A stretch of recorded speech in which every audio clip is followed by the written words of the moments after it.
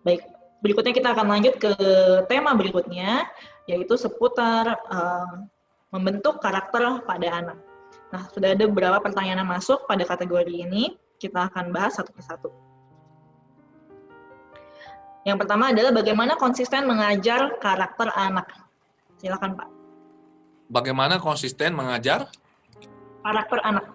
Oke. Sebenarnya ini kembali lagi, ini simple. Kalau pertanyaannya adalah bagaimana konsisten mengajar karakter, kita perlu paham dulu ini, karakter ini sebenarnya apa. Ya, saya akan share screen, jadi teman-teman nanti bisa lihat ya. Sebentar. Oke, jadi sebenarnya kita harus sepakat dulu dengan definisinya ya. Kepribadian ini yang mudah-mudahnya ya. Kepribadian ini adalah temperamen plus karakter. Temperamen ini adalah sebuah komponen kepribadian yang sifatnya bawaan. Kita warisi dari orang tua. Karakter adalah bagian kepribadian yang berkembang melalui pembelajaran, pengalaman, dan interaksi sosial. Karakter adalah kumpulan nilai atau kepercayaan inti yang dimiliki individu yang mengarah pada komitmen dan tindakan moral. Nah, kita lihat bedanya. Kalau temperamen itu bawaan sudah. Karakter ini adalah hasil dari proses tumbuh kembang. Lebih spesifik lagi, ini adalah kumpulan nilai atau kepercayaan inti, belief. Ya, saya tidak bicara soal agama atau spiritualitas di sini, tetapi adalah hal-hal yang kita percaya sebagai hal yang baik, hal yang utama, hal yang penting. Ini adalah karakter, dan ini akan terekspresi lewat perilaku kita. Nah, sekarang bagaimana supaya kita bisa mengajar anak secara konsisten untuk membangun karakternya?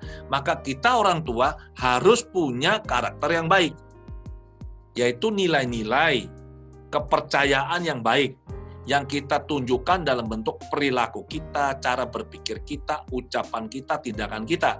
Maka anak nanti sesuai dengan perannya dia, pada saat dia masih kecil, dia itu pikiran bawah sadar akan menyedot kayak spons, akan isap apapun yang dia alami, dia lihat, dia dengar, dia rasakan, atau yang diucapkan orang tua pada dia.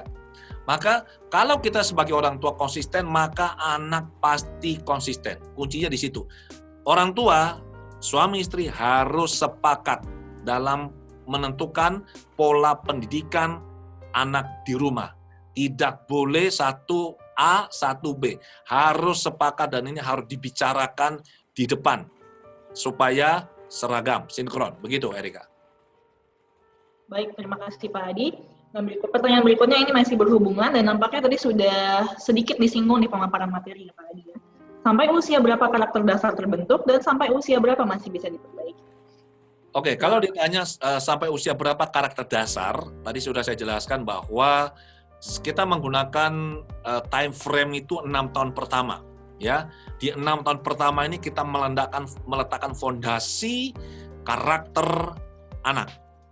Dengan 6 tahun pertama ini, fondasi ini, maka anak membangun dirinya untuk 6 tahun yang kedua. Jadi mudahnya adalah 12 tahun sampai 13 tahun pertama ini adalah hal yang paling penting dalam konteks membangun karakter.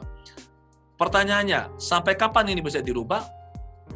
Karena karakter bukan sesuatu yang sifatnya bawaan, maka karakter ini bisa kita rubah. Karena kan dia adalah kumpulan belief, kumpulan nilai-nilai, ya, yang mengarahkan hidup individu, terutama yang berhubungan dengan komitmen dan soal moralitas. Jadi, kalaupun dia sudah besar, kalau kita bisa mengenalkan, bisa memasukkan suatu nilai baru, belief baru ke dalam dirinya dia, diterima, dimengerti, dijalankan, otomatis karakternya berubah.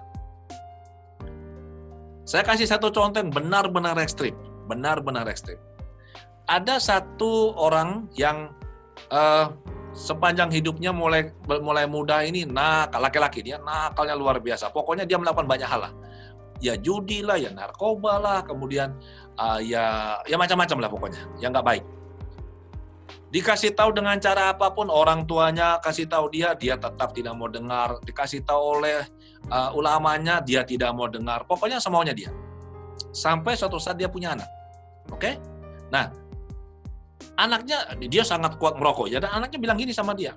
Dia bilang, saat itu 5 tahun, dia bilang gini, papa sayang nggak sama saya, anak perempuan? Dia bilang, oh sayang banget. Terus dibilang, kalau begitu papa harus berhenti merokok. Loh kenapa? Saya tidak mau papa, waktu saya nanti nikah, papa tidak ada sama saya. Saya mau papa ada menemani saya. Hanya satu statement seperti itu loh.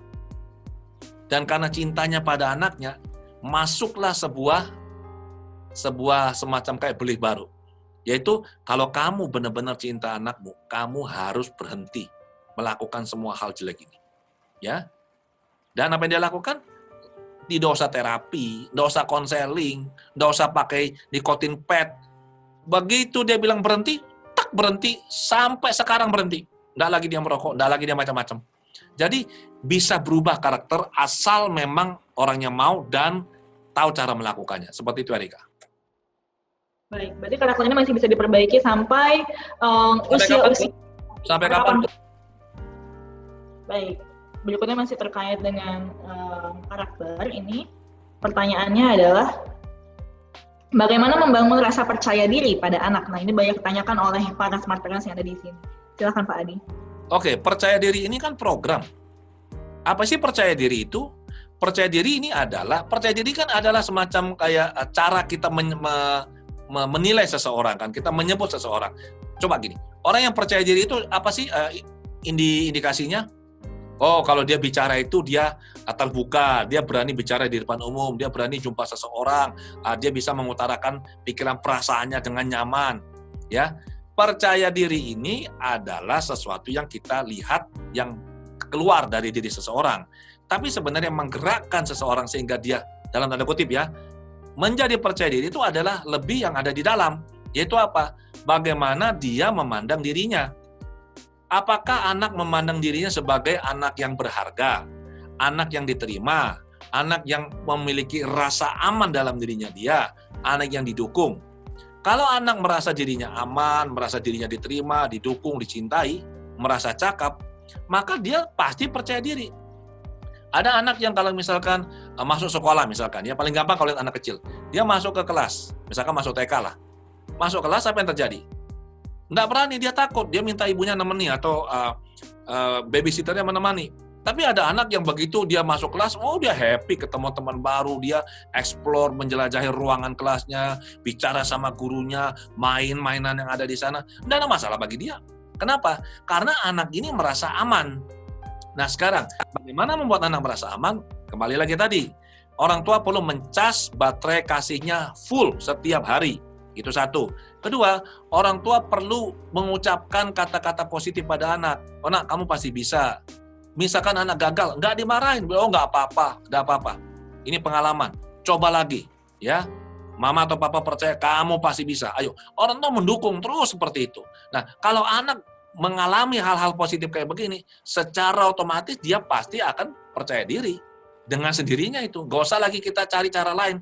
Berikan saja ini secara konsisten, dia pasti percaya diri. Begitu, Erika. Baik, terima kasih Pak. Jadi menanamkan lagi kepada diri anak ya Pak ya, konsep diri mereka yang positif.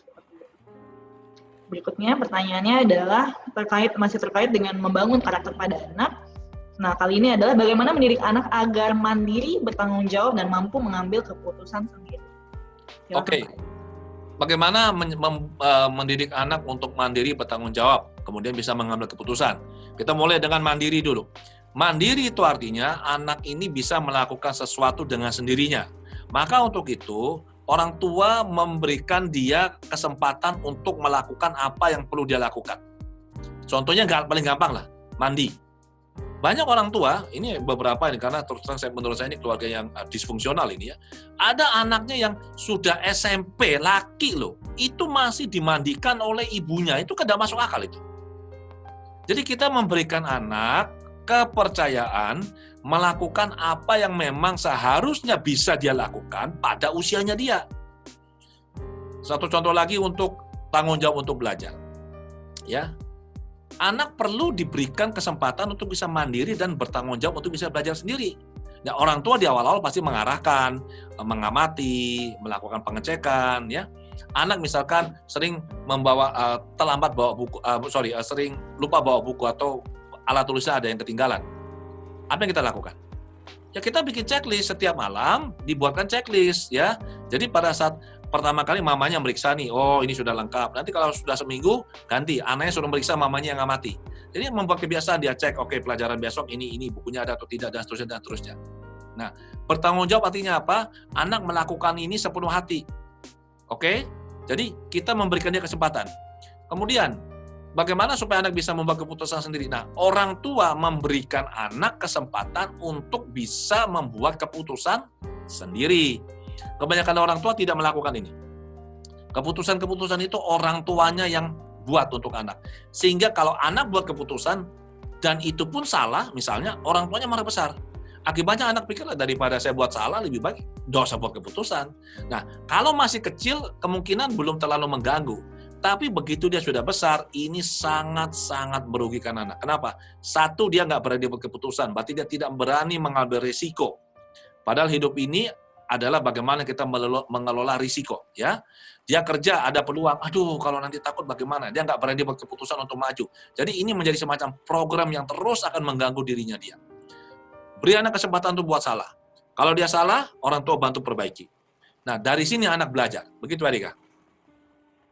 Baik Pak, tadi ada 2 poin penting, yaitu anak diberikan kesempatan untuk salah, untuk gagal, dan tadi anak juga belajar untuk menerima risiko itu ya Pak ya. Poin berikutnya masih terkait dengan membentuk karakter juga. Bagaimana mengatasi anak yang selalu ingin menang dan sempurna dalam segala hal? Nah, kira-kira bagaimana jika seperti ini Pak Adi? Kalau saya melihat anak yang selalu ingin menang dan sempurna ini, biasanya ini dari orang tuanya nih biasanya. Ya, anak yang ingin selalu menang, ini mudah kok. Berarti anak ini sangat butuh apa? Pengakuan, sangat butuh penghargaan. Besar kemungkinan dia tidak mendapatkan ini di rumah. Oke? Jadi bisa juga misalkan anak ini dibandingkan dengan kakaknya, adiknya, atau saudaranya, sepupunya, atau temannya. Dia dibandingkan, akibatnya dia merasa down. Nah, supaya dia tidak direndahkan, dia mau selalu menang. Nah, kalau soal sempurna, ini besar kemungkinan ya dari pengalaman saya membantu klien anak-anak dan juga orang dewasa, itu biasa dari orang tua yang menuntut kesempurnaan. Ya, ini biasanya orang tua yang tipe melankolis, mama melankolis, terutama ya mama atau papa melankolis, ini menuntut kesempurnaan. Misalkan nilainya sudah 97, mamanya bilang, kenapa nggak 100? Loh, Mak sudah 97. Kenapa sih nggak 100? Cuma beda 3 poin loh. Artinya apa? Si mama maksa anak untuk selalu sempurna. Lama-lama itu menjadi pola dalam diri anak. Ini bahaya. Nanti kalau dia dewasa, aduh, dia maunya semuanya sempurna, baru dia berani melakukan sesuatu. Ya, ini tidak baik bagi anak. Begitu, Erika. Baik, terima kasih Pak Adi atas penjelasannya. Pertanyaan tadi juga pertanyaan terakhir dari kategori terkait dengan karakter ini. Nah, kita akan lanjut ke kategori berikutnya, yaitu ini hubungan antara saudara kandung. Ini juga merupakan topik yang sangat menarik terkait dengan karakter. Pertanyaan pertama adalah bagaimana cara mendidik lebih dari satu anak dengan karakter yang berbeda-beda? Karena terkadang orang tua hanya memiliki cara penanganan yang sama. Kira-kira bagaimana? Saya selalu mengatakan sebuah pepatah ya. If the only tool you have is a hammer, you will treat every problem as a nail. Kalau Anda punya peralatan itu hanyalah hammer ini, maka segala sesuatu Anda akan perlakukan sebagai paku yang pokoknya caranya harus dipukul. Maka kita jadi orang tua tuh harus cerdas. Orang tua yang cerdas, orang tua yang belajar. Orang tua yang berusaha mengerti dan membantu Anda berkembang mengikuti keunikan si anak. Kalau anak pasti punya karakter yang berbeda. Saya sering kali jumpa orang tua yang komplain ke saya, Pak Adi, anaknya kami 3, terus yang 2 yang besar nggak ada masalah, terus kenapa? Yang kecil ini aneh, loh kenapa? Nggak seperti kakaknya, saya bilang, loh terus bagaimana? Loh kok bisa dia berbeda? Saya bilang, ibu, tidak mungkin anak itu sama, karakternya pasti berbeda. Tapi yang 2 itu kok dikasih tahu nurut, yang 1 ini kok melawan, karena yang 2 itu nggak berani. Yang 1 ini koleriknya cukup kuat, jadi kalau dia nggak mau, dia lawan ibunya, seperti itu. Ya, jadi ini nggak boleh saya bilang. Nah, kita harus tahu karakter anak tadi, Pak yang paling muda. Anda lihat bagaimana cara mencas baterai kasihnya. Oke, setiap anak berbeda. Kemudian Anda lihat bagaimana kepribadiannya Anda. Anda dominan apa? Kolerika, melankolis, sanguin, flegmatik. Kalau Anda sudah kenal kepribadian Anda, kemudian Anda kenali kepribadian anak Anda. Oke? Kalau Anda punya kepribadian berbeda dengan anak Anda, nah Anda sekarang lihat bagaimana menyesuaikan cara berkomunikasi dengan anak ini. Jadi setiap anak ini adalah unik, nggak bisa dipukul rata. Saya komplainnya orang tua, kenapa ya saya mendidik anak saya yang dua itu dengan cara saya bisa, kenapa dengan yang satu ini nggak bisa? Saya bilang, karena dia unik. Masa nggak bisa sama? Nggak bisa. Buktinya kan sekarang anak ibu bermasalah, ibu cari saya bilang. Kalau bisa, kenapa ibu cari saya? Nah, akhirnya orang tua berubah. Nah, begitu orang tuanya berubah, anaknya berubah. Simple kok. Begitu ya, Dika? Baik, jadi balik lagi mengerti keunikan dari setiap anak ya Pak, karena setiap anak kembar pun pasti berbeda kan? Betul, anak kembar pun pasti berbeda, betul. Baik, kita lanjut ke pertanyaan berikutnya. Apa yang harus orang tua lakukan agar anak-anak, dalam kurung antar saudara, maksudnya saudara kandung ini, bisa kompak, saling dukung, dan saling sayang? Anak-anak bisa kompak, bisa saling mendukung apabila hati mereka merasa tenang, aman, nyaman, dan penuh cinta. Ya, keributan dalam keluarga, anak besar mengganggu yang kecil, kecil mengganggu yang besar, kemudian misalkan terjadi sibling rivalry, persaingan antar saudara, atau bahkan bullying di antara saudara, itu terjadi karena di dalam diri anak hatinya kosong, tidak ada cinta di situ. Maka untuk bisa membuat anak akur, nomor satu, orang tuanya harus kompak. Orang tua harus kompak dulu, ini harus akur dulu. Setelah orang tuanya kompak dan akur, barulah mereka mendidik anak mereka. Nah sekarang, kembali lagi, caranya adalah kita mengisi baterai kasihnya, kemudian kita berkomunikasi dengan anak. Kalau memuji anak, harus mengaitkan dengan kakaknya kalau bisa. Jadi misalkan, oh ini pintar seperti kakaknya ya, ini pintar seperti Mas.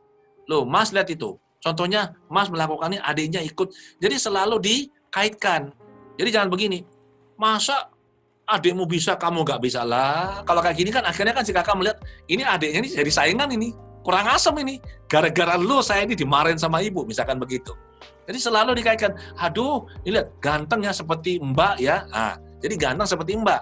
Yang paling kelihatan tuh adalah waktu anak masih kecil. Ada anak yang begitu dia tahu adiknya sudah lahir dan adiknya itu mau dibawa pulang ke rumah misalnya, anak ini langsung gelisah. Dia merasakan ada persaingan. Dia akan mengalami kompetisi. Dia khawatir ibunya tidak sayang dia lagi. Teman saya, anaknya masih kecil, kira-kira sekitar 3 tahun saat itu baru punya anak lagi ya. Si adiknya ini, jadi ini anak nomor 2. Jadi dia punya adik satu lagi, berarti anak nomor 3. Yang nomor 2 ini tanya ke mamanya, Mama masih sayang sama saya nggak? Mamanya bilang, oh ya sayang dong. Loh itu ada adik. Loh sama sayangnya. Ini kan adiknya kamu. Kan kamu sekarang jadi kakak. Jadi ini nanti kamu kasih contoh, adikmu akan niru kamu, pintar seperti kamu nak. Nah, karena terus dikait-kaitkan sama adiknya, dia merasa dia punya sense of belonging. Dia merasa adiknya juga punyanya dia. Jadi dia bisa sayang sama adiknya. Dan ini keluarganya akur banget.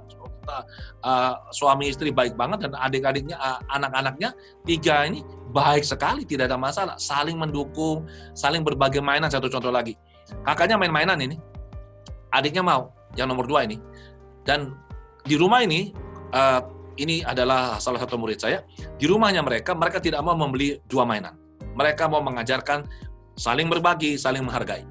Jadi kalau kakaknya lagi main, si adiknya nangis. Wah, nangis-nangis, bilang sama mamanya, Ma, itu minta mainan, Ma, ini diambil sama kakak, gini-gini. Mamanya lihat kakaknya lagi main, dia bilang, sebentar, kamu stop dulu ya, jangan nangis. Kamu cerita dulu kamu maunya apa. Ngomong baik-baik. Kalau dia ngomong sampai tantrum nangis-nangis, mamanya nggak mendengar. Bilang, kalau kamu nangis, mama nggak mendengar. Anak kan mau didengarkan, ya mau dia diam. Oke, cerita baik-baik dulu. Bilang, saya, bisa adik mau main itu yang lagi dimain kakak tuh. Terus dia bilang, kakakmu lagi main kan? Ya, sekarang kamu pergi ke kakakmu, bilang baik-baik sama kakakmu, bilang kamu mau main. Oke? Terus dia datangin kakaknya, Kak, ini adik mau main ini. Nah, sudah. Terus mamanya baru turun tangan, bilang sama kakaknya, Kak, kamu main, selesai kamu main, tolong segera kasih adik ya. Adik, kamu tunggu. Jadi apa? Jadi dia diajari mulai kecil, bisa mengekspresikan apa yang dia alami, dia rasakan, bisa mengutarakan yang dia inginkan dengan baik, dia bisa menghargai haknya orang lain, dan kakaknya dikasih tahu kalau kamu sudah, dan mamanya bilang ya tolong jangan lama-lama lah supaya adik bisa segera main. So kakaknya juga lihat mendapat respect dari adiknya, dia respect adiknya juga tunggu. So apa yang terjadi? Kakaknya setelah main berapa lama, ya sudah dia bilang nih dek sekarang giliran kamu. Nah begitu adiknya terima, mamanya langsung turun tangan lagi. Sekarang bilang sama kakak, bilang terima kasih. So, hal-hal yang kecil ini itu diajarin mulai basicnya dari anak-anak. Seperti itu, Erika. Baik, jadi mengait-ngaitkan tapi dengan hal yang baik ya Pak, hal yang baik. Ya. Nah, ini terkait dengan pertanyaan berikutnya Pak, masih terkait dengan saudara kandung. Pertanyaannya adalah seperti ini. Bagaimana cara penyampaian agar tidak terkesan pilih kasih dan tidak dianggap membanding-bandingkan? Jangan membandingkan. Kalau kita misalkan menegur seorang anak, ya kita menegur hanya dirinya dia. Jangan bilang gini, kamu tuh enggak seperti, nah kalau sudah dibandingkan itu masalah, itu satu ya. Kalau kita memuji, kita kaitkan dengan kakaknya, dengan adiknya, kita bisa kaitkan, oh kamu nih rajin ya, kalau adikmu lihat kamu gini pasti akan, misalkan gini, kamu rajin ya, lihat kamu rajin ini seperti kakak ya, adik rajin seperti kakaknya, atau kakaknya rajin memberikan contoh yang baik pada adik. Jadi disampaikan dengan cara baik, tapi tidak dibandingkan. Seperti itu, Adika. Baik, Pak. Jadi yang dibandingkan adalah pujian atau hal-hal yang baik, sementara kalau menegur anak jangan membandingkan dengan saudaranya, seperti itu ya Pak? Ya, hanya dia saja yang kita tegur. Baik. Untuk berikutnya ini masih terkait dengan saudara kandung, bagaimana cara mengurangi konflik antar saudara? Contoh kasusnya, ada yang selalu menjadi pemenang, atau kakak suka membuli adiknya, atau adik ada yang selalu merasa kalah dari kakaknya, kakak tidak bisa memahami adiknya, atau salah satu saudara selalu mengikuti saudara yang lain, sehingga jadinya konflik. Nah, kira-kira cara mengurangi konflik antar saudara bagaimana Pak, jika ini sudah ada gitu, sudah terjadi? Itu yang sudah saya jelaskan tadi, kita harus mengisi baterai kasihnya penuh dulu, harus dimulai dari sana. Kalau baterai kasihnya sudah penuh, maka anak ini akan merasa puas dengan dirinya, dia merasa aman. Barulah di situ orang tua bisa memberikan masukan atau bisa memberikan arahan kepada anak. Tanpa ini tidak akan bisa. Jadi kalau kakaknya membuli adiknya itu sebenarnya apa? Kakaknya kan tidak sayang sama adiknya. Kenapa dia nggak sayang? Karena di dalam hatinya dia tidak ada cinta. Dia sendiri tidak merasa dirinya dicintai, kan begitu. Bagaimana dia bisa memberikan cinta kalau dia sendiri tidak memiliki cinta? Jadi orang tua harus memberikan itu pada anaknya. Ya. Nah, orang tua bisa memberikan itu pada anaknya kalau orang tuanya tahu cara mengisi baterai kasihnya.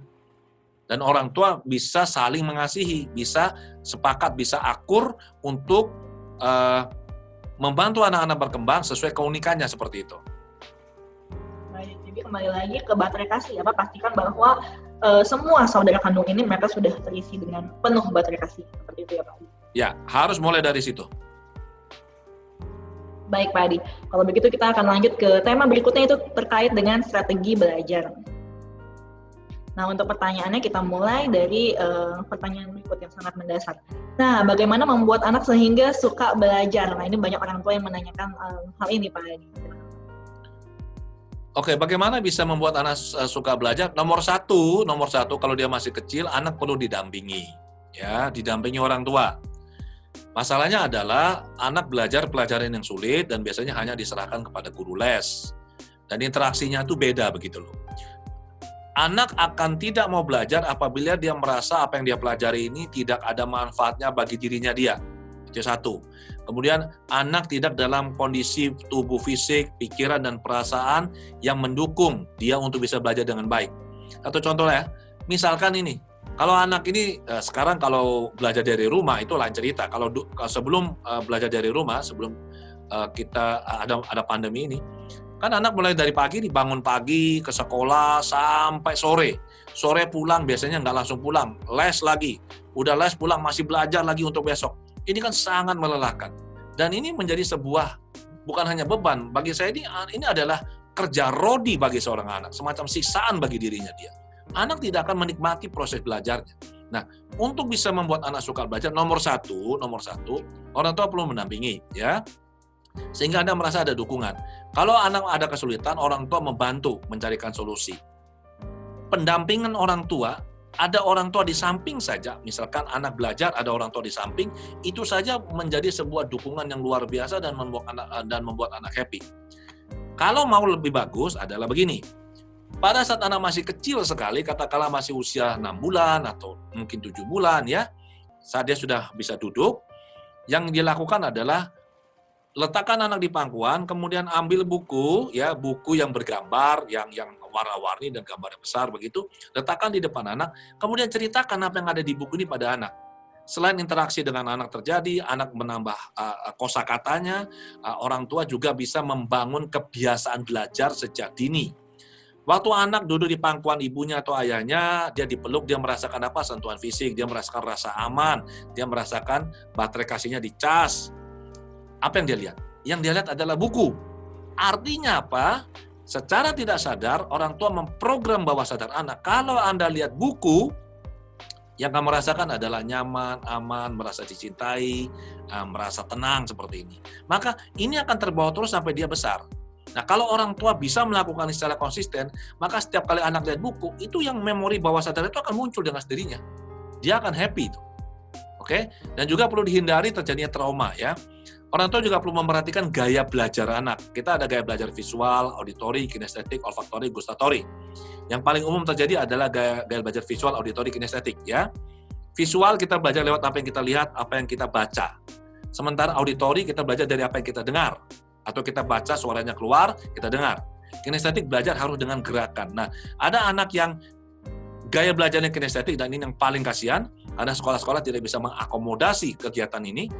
Kalau anak gaya belajarnya kinestetik, dia cenderung bergerak. Kalau dia disuruh duduk diam, anak visual auditori bisa, kinestetik tidak bisa ya. Kalau anak kinestetik disuruh duduk diam, memperhatikan guru menerangkan apa, apalagi dalam waktu yang lama, dia pasti menjadi gelisah dan bosan. Nah, ini kalau berlanjut terus, anak akan menjadi tidak suka dengan belajar. Begitu, Erika. Baik, Pak. Terima kasih atas penjelasannya, Pak, yang sangat mencerahkan itu, supaya anak mengasosiasikan belajar dengan rasa aman, tenang, nyaman tadi gitu ya, Pak. Ya. Nah, berikutnya masih terkait dengan strategi belajar. Bagaimana mengatasi anak yang kurang fokus dan konsentrasi dalam belajar?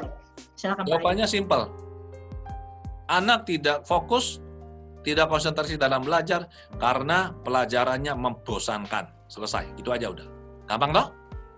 Kalau orang tua bilang, Pak, anak saya tidak fokus. Saya bilang, nggak mungkin. Anak saya nggak fokus. Alah, nggak mungkin. Loh, kok bisa? Saya bilang, anak-anak suka main game nggak? Oh, suka. Kalau main game bisa berapa lama? Oh, bisa sampai 4 jam, Pak. Itu fokus atau tidak? Saya bilang.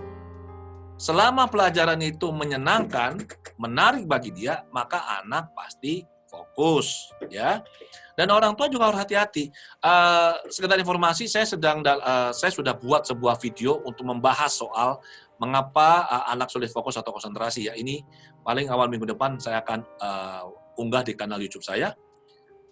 Orang tua perlu hati-hati. Ada yang namanya rentang fokus maksimal dan optimal. Mudahnya adalah usia jadikan menit. Jadi kalau anak usianya 5 tahun, fokusnya itu maksimalnya 5 menit. Gampangnya begitulah. Tapi kalau dia suka dengan apa yang dia pelajari, dia bisa fokus jauh lebih lama. Saya pernah lihat seorang anak murid kami di Sekolah Nugra Pekerti, anak yang usia 3 tahun, dia belajar, karena kami menggunakan metode Montessori ya. Jadi dia belajar motorik. Jadi ada 100 kelereng, di situ ada sebuah papan, dan papan itu ada 100 lubang-lubang kecil. Jadi dia perlu meletakkan kelereng ini dalam format 10 kali 10.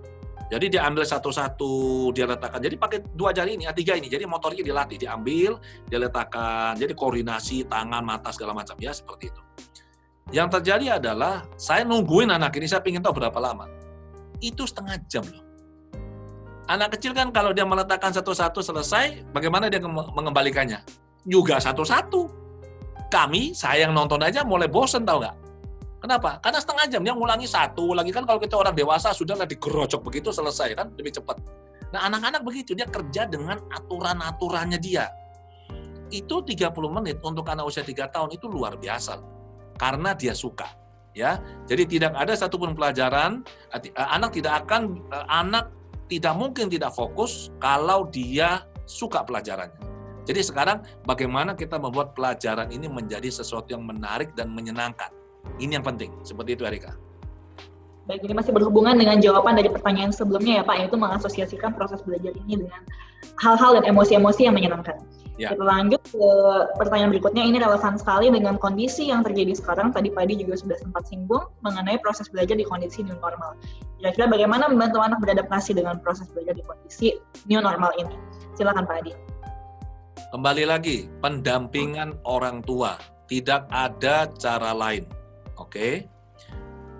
sebenarnya bukan sekarang ini pemerintah tidak menggunakan istilah new normal, tapi adaptasi tatanan hidup baru ya. Jadi bagaimana kita beradaptasi dengan tatanan kehidupan baru ini, situasi seperti ini. Nah, kalau anak belajar sendiri, apalagi anak masih SD ya, SD awal begitu, atau sampai kelas 6 lah, mereka tidak akan bisa fokus lama di depan laptop. Nggak mungkin itu. Nanti bisa saja mereka baring-baring, malas, nggak merhatikan. Nah, orang tua sebisa mungkin mendampingi. Kebiasaan itu terbentuk karena dua hal, ya. Dibiasakan atau dibiarkan, pembiasaan atau pembiaran, ya. Nah, kalau anak ini dibiasakan untuk belajar sekarang di depan laptop dengan pembelajaran online, di awal-awal pasti akan resistensinya luar biasa, karena ini sesuatu yang di luar zona nyaman mereka gitu. Tapi kalau orang tua mendampingi sehingga anak bisa belajar sehari lewat sehari, ini pasti akan membentuk kebiasaan baru, pasti. Justru sekarang ini saya mulai khawatir bukan soal bagaimana membantu anak membentuk kebiasaan baru. Kebiasaan baru pasti terbentuk. Kenapa? Suka nggak suka harus mau belajar lewat online. Saya justru khawatir misalnya kalau nanti kondisi belum bagus, belajar dari rumah ini diperpanjang. Jadi bukan saja dari bulan Juli ini sampai ke Desember, tapi nanti lanjut Januari sampai bulan Juni atau Juli tahun depan. Ini kalau sudah setahun lebih sekian bulan anak-anak belajar di rumah lewat online, dan setelahnya misalkan kita bisa kembali ke kelas seperti sebelumnya, saya memprediksi akan banyak masalah muncul lagi. Kenapa? Karena harus mengubah kebiasaan lagi begitu. Nanti anak-anak mikir begini, alah ngapain sih ke sekolah, belajar dari rumah aja bisa, repot lagi ke sekolah bangun pagi. Nah itu nanti jadi masalah itu. Ini masalah kemampuan kita bagaimana melakukan adaptasi. Begitu Erika. Jadi balik ke kemampuan adaptasinya ya Pak ya, bukan soal new normal seperti itu ya.